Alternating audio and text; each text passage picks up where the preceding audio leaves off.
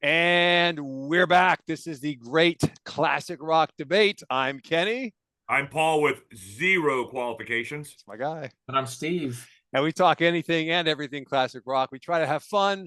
We try to keep it interesting. I think we do most of the time. If you're watching right now, please like, comment, and subscribe. We'll love you for that. Gentlemen, tonight's topic, we're going to talk about criminal radio edits of songs that were recorded for an album, yet in order to make that song more radio friendly, quotations, the song was edited. It was shortened, it was changed, whatever.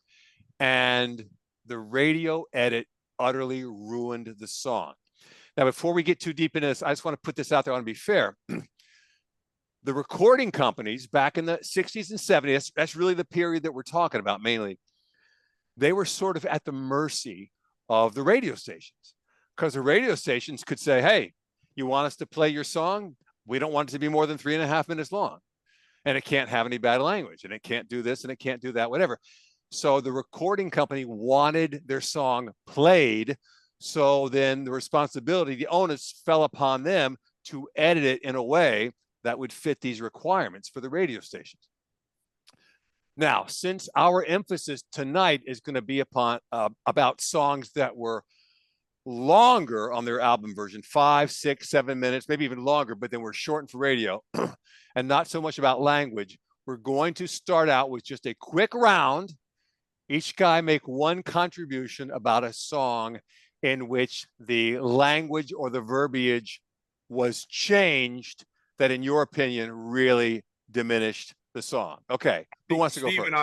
Kenny and I have one we agree on. Jet Airliner, Steve Miller.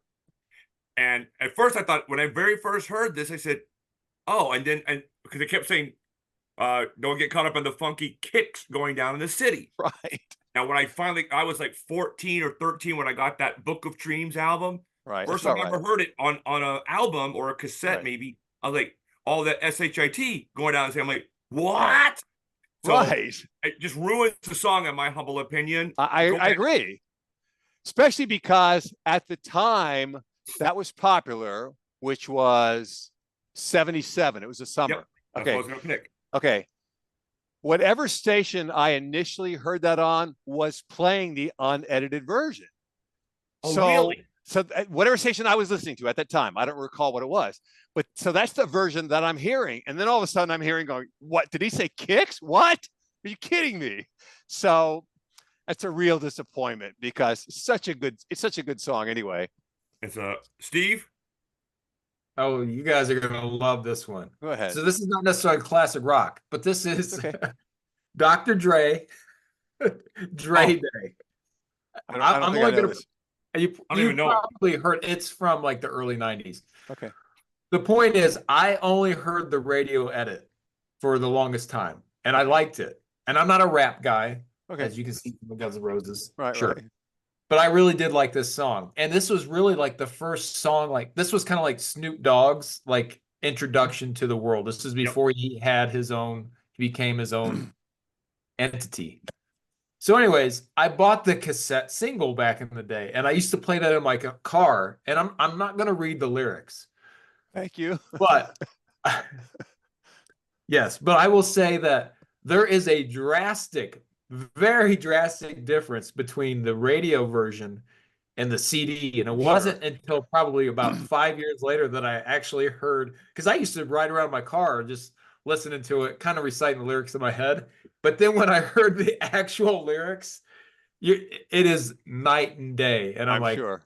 Wow, it's I don't know if I would have liked the original version, but they substitute a lot of, again, like there's a lot of male genitalia references and maybe some racial or ethnic slurs that weren't in the radio edit that I had no idea, that they just made up a word. And then when you hear the actual song, you're like, oh, wow, I had no idea that. Right. In that case, the guy who had to go in and clean that up really had a lot of work to do. Yeah. So I'm not saying the radio version or the unedited version is better. It's just an example of drastically different. Yes, night and day. And it's like I Okay. could see it if you were Dr. Dre, you would be like, you can't put this, you can't do a radio edit of this. So Well, that's that's exactly why, and you got to give them credit because this is genius. Two Live Crew did the same album, as clean as that's going to be, and then as clean as they want to be. So Right. that one had all the filthy language, and Right. the other one had none. And they're Luther Campbell's smart guy. Yeah, there's been a few other artists that have done that too. I've seen that where they have Right. like the album have a clean version, that, you know, Oh, I where never they've heard of taken. anybody else Yeah, doing it. I've seen Oh, a few of wow. those. what you could get at Walmart. Because there was a period of time where Walmart would not do explicit. I think you're right. lyrics. Yeah, I Yeah. think And, that's correct. It's not a sellout in my mind. I'm like, hey, it's all Oh, it's about not. It's smart. Yeah. No, Yeah. you're pleasing two separate audiences. You're not. Yeah, it's nothing wrong with that. My contribution is going to be Van Morrison, Brown Eyed Girl, which I mentioned I think once before. It's really shocking what they did. The line in the song, which was "making love in the green grass." I mean, there was no F word. There was making love in the green grass behind the stadium, which they went back. They excerpted a line from the first verse and dropped it in there instead. So it says "laughing and a running, hey hey," instead of "making love in the green grass." It makes no sense. Wow. Completely changes the context and everything, just for the sake of removing "making love in the green grass." So me, it's just Well, it's like the baffling. Two of the major hits, "Honky Tonk Woman." The song goes, "I laid some woman," and then they had to change it to "played." Right. Right. Yeah, I laid a divorcee. Did Paul I think freeze up? Paul's frozen. Yeah, I think he's frozen. Oh, okay. Either that or he's holding a really dorky look on his face. Paul, if you can hear us, if you can hear us, you're frozen. All right. In the meantime, we will carry on. So so here's what I'll do, Steve. So since we're not going to emphasize lyrical changes, we're talking more about songs that it may have been shortened by having a guitar solo removed. It may have had an entire verse removed, but whatever, it just ruined, absolutely ruined the song. It removed what made the song so great, you know? So I'm going to start. I did mention this on a previous episode, but I'm going to go ahead and mention it again because it's such an important one, and that is Layla, Eric Clapton, Derek and the Dominoes. Song is approximately just a little over 7 minutes long. However, as we all know, it starts out with a fiery guitar work and then transitions, really cool transition, into a acoustic piano solo. And it's magical the way it happens. But the original radio edit was 2 minutes and 43 seconds long, where it fades out at the end of the guitar, and that's the end of the song. That's what they were playing on the radio back in. No outro. Correct. Right. The piano is completely removed. It's just a short little version of Clapton, you know, like I said, ripping on his guitar and singing passionately about Layla, and the end. And that's what makes the song so unique, is the outro. It's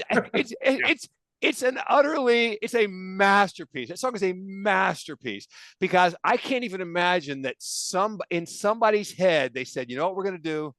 We're going to start with this incredibly hot, impassioned guitar rock song and transition into an acoustic piano thing. Anybody who heard that would have said, dude, what are you talking about? That's stupid. Yet it's magic when he does it. So anyway, they tried to ruin that by editing it down to less than 3 minutes with just the rock portion without and luckily that failed miserably. And at some point radio gave in and said, okay, we're just going to play the whole thing because it doesn't work otherwise. You probably got cursed out a million times. Yeah, I'm sure. Yeah. All right. Steve, you want to go? You want me to go? No, I'll go. So for me, it's NIB by Black Sabbath. The criminal part is when they leave out the drum and bass intro. Yeah. And it is such a important part of that. It's No distinct, kidding. but it's so important that the band that I used to be in, we used to cover that song, and we always made sure that we covered the intro of that and everybody was like, "Why are you guys doing this?" I'm like, "It's part of the song." Listen, It is let me the tell you song. something. A really good intro, not just filler, but it's a really good intro that tees up the song, right? We talked about Heart, how Crazy on You has that intro. We talked about how Maggie May has an intro. Oh yeah. Oh yeah. Yes. And I don't know if you guys know this. Well, I'm pretty sure you know it, but the song Ricky Don't Lose That Number by Steely Dan has a great intro. And also, and Steve, I know you're going to know this one. I'm sure I know Paul does. And that is the song In a Big Country. It has like this drum solo that leads in, which radio would never play for some reason. The first time I heard that drum, are you kidding me? They haven't been playing that. Are you kidding me? So anyway, a great intro. I'm sure that there are intros out there that you could say it doesn't change the song at all, but there are great intros that it just tees up the song to be hit out of the park. And so anyway, those are some good examples. Okay. All right. I'm going. Mine is not classic rock, but it was played on classic rock, and it's My Sharona by the Knack. Yeah. They would just play, they would cut out the entire guitar solo. And it was just like, I want to scream. It's the difference between a 5-minute, I'm going to call it a rock song, and a 3-minute, more of a new wave. It's not a rock song. And that guitar solo is blistering. It's so good. It's so good. Oh my God. Yeah. Yeah. That's an album. Anyway, that album, ladies and gentlemen, there's a song called The Monkey and Me. Yeah. That guy is on the bass. That whoever that is, that guy anyway. All right, go on. Your turn, Kenny. Okay. So also I want to mention that what I did was, as I was putting together my list, I was looking up the actual time of the full-length version, and so we can compare it to the edit, because in some of these it's breathtaking. Okay, so my next choice is going to be Light My Fire by The Doors. Okay. Oh yeah, good one. You guys, I think that you'll get exactly what I'm saying when I say that sometimes what makes a song great is the fact that the song, it almost turns into like a mini jam session, right? Yeah. And Light My Fire is one of the greatest examples of that. Okay, the song starts and then they sing, and then it just turns into a jam session, and it's so good. It's just pure rock, and it's I don't know what word to use. It sounds almost spontaneous. It sounds like they were just going at it up until, okay, this is enough. Now let's go ahead and wrap it up. And the full-length original album version is 7 minutes and 5 seconds. Now listen to this. The radio edit clipped version is 2:52. It's less than 3 minutes. This is just a prototype example of they took everything that made that song good and removed it. Yeah. I told Steve it's called the pudding. They took the pudding out of the donut or something. Yes. No, it was 7 minutes and they cut it down to less than 3 for radio. I remember the first time I heard the radio edit of that, I was like, I know this is free radio, but I want my money back. Like, right. Took out the heart and soul. I know this is free radio. I want my money. That's a good line, Steve. Right. And my guess is they probably told Jim Morrison, you got to make a 3-minute song. And he said, okay, I'm going to make an 8-minute song. Right. Yeah. You're probably right. That's probably exactly what happened. And those guys back then, those guys back then were so good. Like, I read this whole book about how Eddie Kramer had engineered the Hendrix albums, and he had a rule. He would defy people to tell him where he made the edits. So you can't tell that edit was even made. That's how these guys back then, when it was hard to do. Now it's just boop, boop. But back then, that wasn't so easy to do. Right. Yeah, you had to unwind feet of Magstock tape. Yeah. Ampex, yep. And in the 60s, I'm going back to Light My Fire. In the 60s, a 7-minute song was an absolute no-go on radio, you know? So but this is what led to the AOR, like WSHE and WPLJ in New York City. Absolutely. Yeah. Yep. I had heard, Kenny, you may know this, but that some AM radio stations back then, like in the 60s, actually sped up the turntable slightly. I believe just that. So they could play more songs per hour. I believe that. I totally believe that. Yeah. Yeah. And I think I can even remember times hearing a song going, sounds like it's playing a little too fast. So I'm pretty sure they did that. Yeah, All right, my turn. I think so. Okay, one of my favorite songs of all time, and Kenny adroitly pointed out a flaw in a movie. I was speechless. Green Eyed Lady by Sugarloaf. Not Sugarloaf, yeah, Sugarloaf, right? Yep, yep. And that's a really cool song, but the whole guitar and the keyboard, that's like one of the best keyboard solos ever. Yes, it's it like is. 3 minutes and it just chunked it. Like, it's like going on a date with a girl, you're getting frisky, go in the bedroom, and she doesn't have a vajayjay. You're like, what's going on? No vajayjay, right? If I would have been the producer, that I would have made a 30-second edit of that song, but that's just me. I'm gonna slap you. All right, Steve, your turn. In-A-Gadda-Da-Vida. Oh yeah, that was good. Good one. I mean, that's the obvious one, but I think there's like a 3-minute radio version of that. But again, going back to Kenny's point about the Doors, the whole point of it is that for like a 17-minute jam session, right? And it just builds and builds and builds, and then gets quieter, and then rebuilds itself. Right. Yeah, that's blasphemy in my view to play anything less than the 18-minute version. To be fair, and this does not apply to In-A-Gadda-Da-Vida because that's a complex, long song. But I've heard songs in my life that just have long fade outs, right? It can go on. Yeah. If they want to shorten that, that's not really offensive to me, So I think that there are probably legitimate cases where they shortened a song, radio wanted it short, whatever. There's probably cases where it doesn't change the song all that much.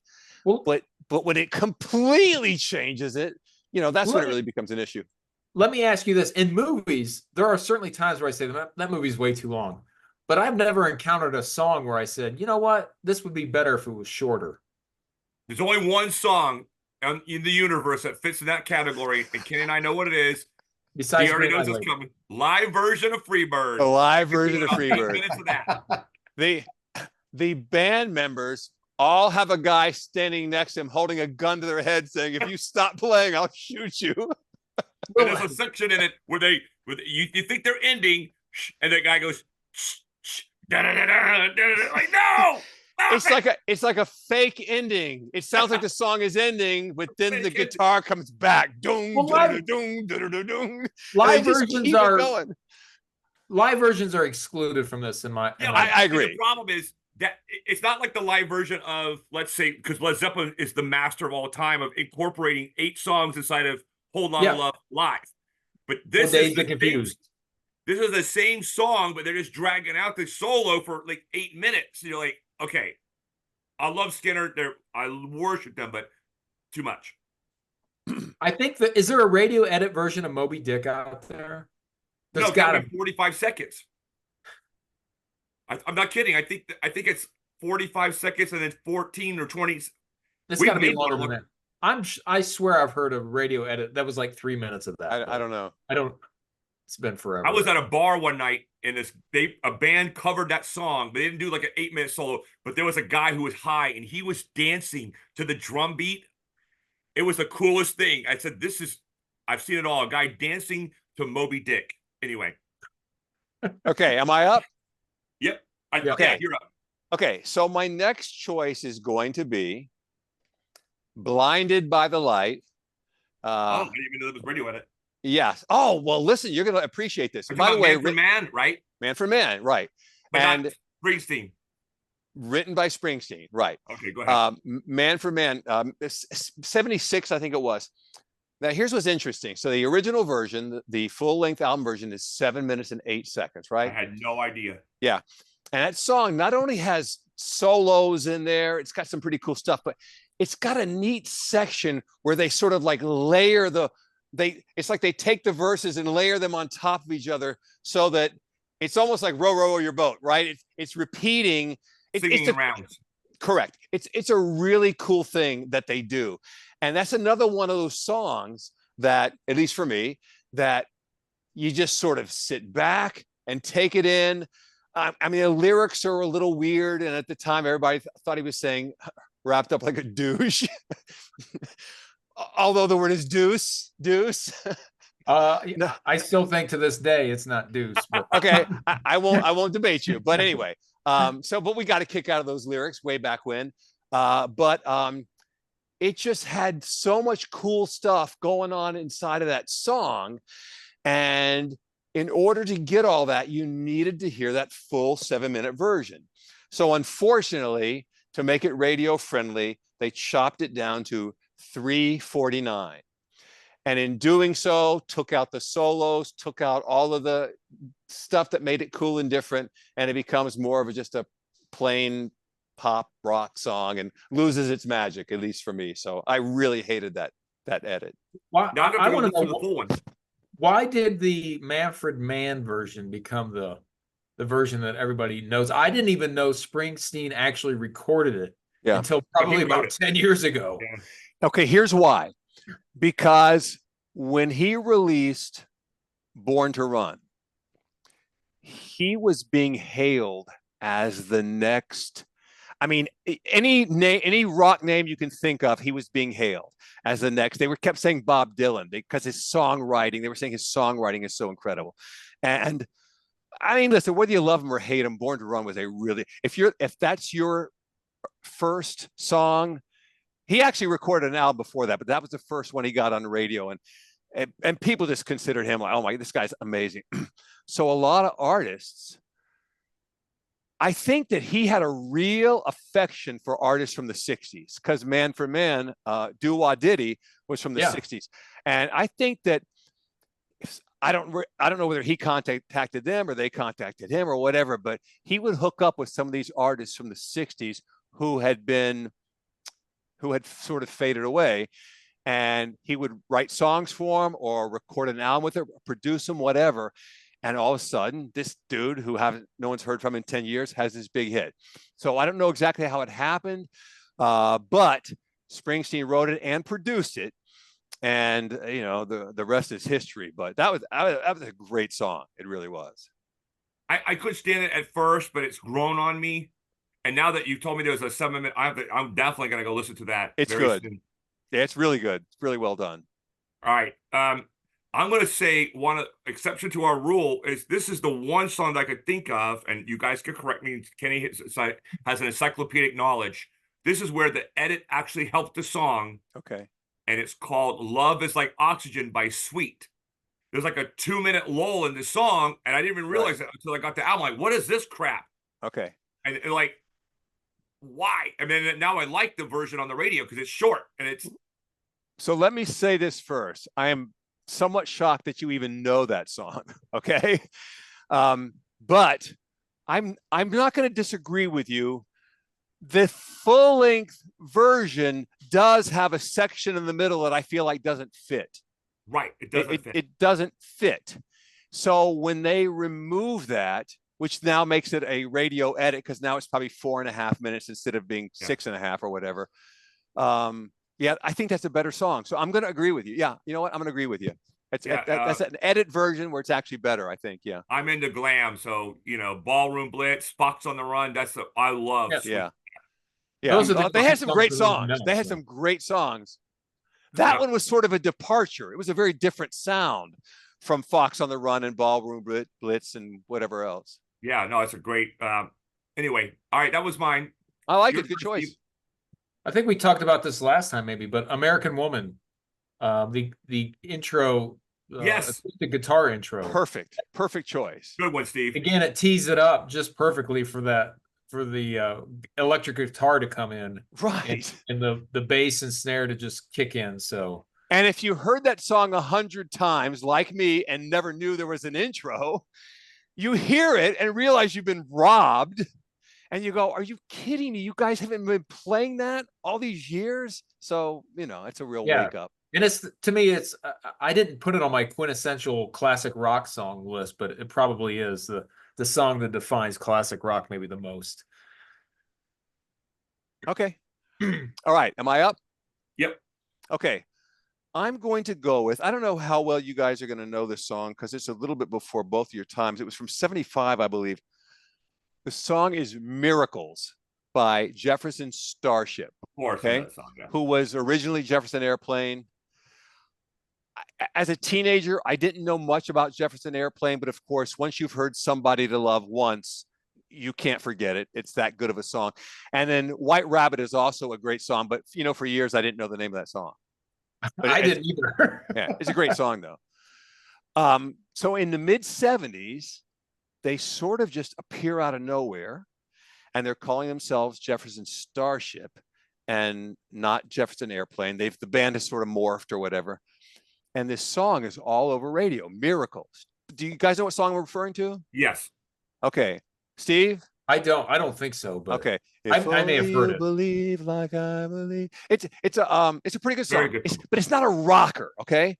So this is another one where the version that I'm hearing on the radio day in and day out is well, hold on a second. I know I wrote it down here. Miracles. Yeah, 3:32, 3.5 minutes long. All right. And I like the song. I mean, I probably wished it was longer. And then I don't recall, one of my buddies or somebody bought the album, and it turns out the full-length album version is 6:52. It's about almost 7 minutes long. And by the way, they had a guitarist whose name was Craig Chaquiso or something like that. Oh, got it. That guy was really good. He was really good. I think he eventually sort of wandered off into jazz. I think he was doing more jazz than he was anything, but he was a really good guitarist.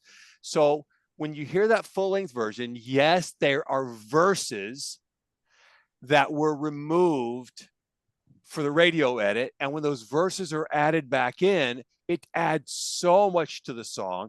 There's also solos, and then there is a somewhat long fade out also.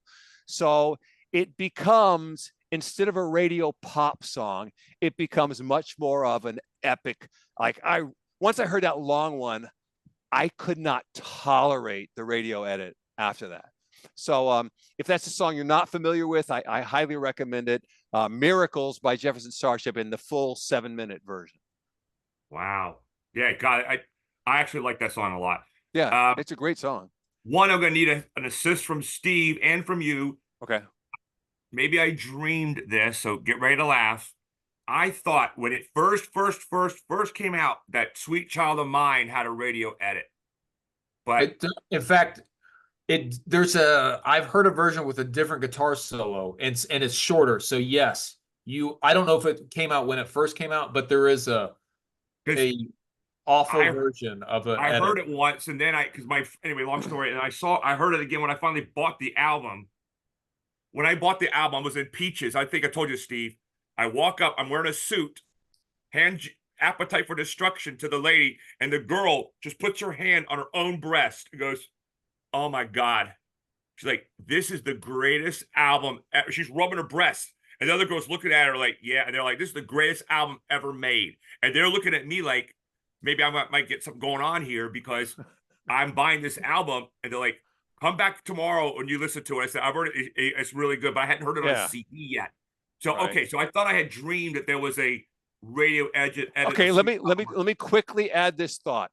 One of the forums I was reading calls out exactly that Sweet Child of Mine radio. I looked everywhere. I couldn't find it. It might be on YouTube. I didn't look there, but I looked through all of my music collection and could not find a radio edit version. It exists. I've heard it on the radio before, and you're like, okay. What is this? That's the best part of the song is a guitar solo. Absolutely. Yeah, exactly. And that song doesn't exist if you take out the guitar solo. Yes. There's a precedent for this. It just drives me to want to shoot people. The radio version that they play on the radio of Even Flow is different from the one on the album. Huh. Because the one on the radio has a guitar fill. They have the rhythm and then the fill. The one on the album doesn't have the lead guitar on the fill. And I'm like, am I missing it? I thought something was wrong with my CD player. And I finally called the radio and goes, "Yes, this is not the version on the album." I'm like, "Okay, thank you." So anyway, the precedence for them getting a version that we don't have. Yeah. Okay. Hey guys, we got our warning about 2 minutes ago. So Steve, go ahead, buddy. Heard it through the grapevine, Creedence. Oh, wow. Great choice. There's like a 12-minute version of it with the guitar. And that is the ultimate like jam version.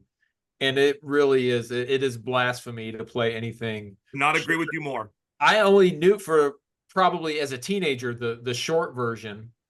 And then when I heard the long extended version for the first time, it just totally blew my mind. It was like discovering the guitar for the first time. But yeah, Well done, Steve. That's excellent. to check out the like 11 or 12-minute version of Yeah, the Grapevine. that's really good. Okay, we'll do one more each and we'll wrap it up. And by the way, I think a few episodes back we had mentioned Lion Eyes by the Eagles, because that's a real prototype example of what we're talking about. They cut out an entire verse. I mean, that's a storytelling song.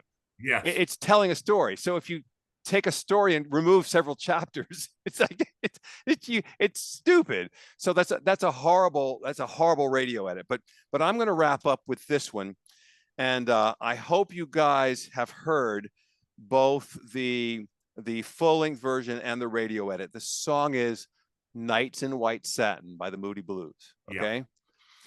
That full-length version, well, it just comes in just under 8 minutes long. And there's so many cool elements to that song. You know, it's got the cool intro. It's got the orchestra, and then the spoken word. The spoken at the end. It's chilling. It's so that's my favorite part of the song. It's my favorite part. It's so good. It's just like you want to just like, everybody shut up. Let me hear this guy. Breathe deep. And so anyway, that it's another epic. For me, the song is just an epic. 7:39, they cut the radio version down to 4:24, and once again removed everything that makes the song good and just turn it into a kind of an average radio pop song. It is so frustrating that bands like the Moody Blues, there's not a contemporary kind of version of them, and there's not. It's just frustrating that music like that just does not exist today. They were one of the very first bands that we now would call progressive rock. You know, exactly. Moody Blues, yes, and there were several others. Yeah. What's the song? And I don't know if this counts, so you two will have to judge. Okay. You have to make when the Yes song. I think it's Roundabout. No, yours is No Disgrace. I think, and it goes into the other thing called Shine Deliria. It's like it's an instrumental song at the end, and it's very similar to, Steve will know this, that you may know, called Symptom of the Universe by Black Sabbath. At the end of it, there's like a 2-minute guitar. It's just Ozzy singing over an acoustic guitar. It's Woman, Child of God's Creation. And it's oh my God. And they sometimes cut that off. So, and you're talking about the Yes song. Yeah, but that's a separate song on the album. Okay. The Symptom of the Universe, you know what I'm talking about, Steve, the outro to that? Yeah. They cut that a lot, too. Yeah, I thought you were talking about Yes, though. I was, but I was saying the difference was the Yes song, it's similar to Heartbreaker, Living Loving Maid. Okay. Have you ever heard Heartbreaker play without Living Loving Maid on the radio? No. I have, but it's very rare. You have? If you have, somebody should have been shot for that. If you ask Jimmy Page, that's the one thing he does not like about that album, because it was intended to have a break. It wasn't intended. Right. It was kind of an accident. That's right. There was supposed to be a break in between the songs, but yeah. All right, your turn, Steve. Oh God. Well, since we're wrapping up, I'm just gonna say, go see the Stones. They're on tour. They're 79 years old, maybe 80, and they are still better than 99.9% of bands still playing. They play live. Jagger sounds great. They look older, obviously, but man, I mean, they put on a 2-hour show, and it's amazing that they sound that good even at that age. So check them out.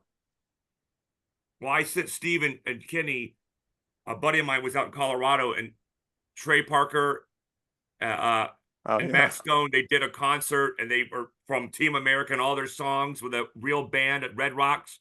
I would have paid $1,000 to go to that concert, and I didn't even know it existed. I don't know why they didn't advertise it. I didn't know. I didn't know either. I saw the YouTube clip the other day. I was like, I would have gone to this. Me too. I would have flown out there just for that. America. Yeah. Okay. Yeah. Well, listen, we're gonna go ahead and wrap it up. And if you guys want, we've got a week to think about it. But if you want, we can do another episode of this, because I don't know about you, I got a bunch of songs still remaining. You have more? Okay. Yeah, I got a whole bunch. But or we can think of something else. It's fine. Okay, well, in the meantime, we're going to wrap it up for tonight. So, but I think those were a lot of good selections, a lot of good discussion material there. So this is the Great Classic Rock Debate. I'm Kenny. I'm Paul. I'm Steve. And if you happen to be watching right now, please like, comment, and subscribe. And until we meet again, we'll see you next time.